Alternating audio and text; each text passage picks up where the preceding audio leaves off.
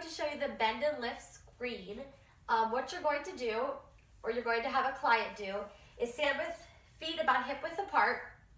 Hands are right at your side, and then you're just bending down, looking straight ahead like you're picking something up, and then stand back up. So down and up. Usually what you'll notice here is a couple things that could possibly go wrong. So one is the heels come off the ground. So if the heels come up, two things are probably happening. One is the person has tight calves. So you want to stretch the calves out. You can do that by just kind of coming into a lunge here. Or if you have a foam roller, that usually helps as well. Although that's going to take some time if somebody has tight calves. If you can tell the person to keep their heels on the ground, or if you can really force your heels on the ground and you find that your knees are still coming forward, what's happening is you're not using your butt and you're not using your abs. So I usually tell people to do a squat really slow, and the first thing they do is push their hips back.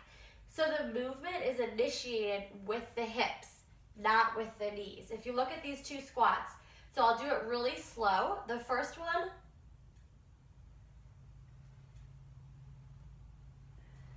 you notice how the hips move back first. The second one, so I kind of get stuck here. I either have to lift my heels up or I have to drop my chest down. So if your knees are moving forward, for one, you're putting stress on your knees, but secondly, you're gonna get stuck right here.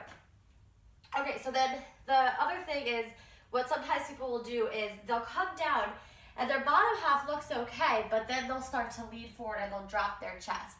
So usually in that case, it's a weak core. If you do a squat, and you notice it more when your arms are over your head, so let's go ahead and I'll do a couple of those.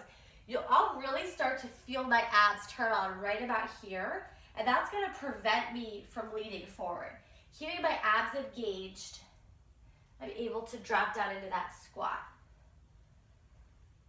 So other thing that I do is I wiggle my toes. So when I'm down here, I wiggle my toes. If you feel like somebody is too far forward and you tell them to wiggle their toes, it's gonna shift their weight back.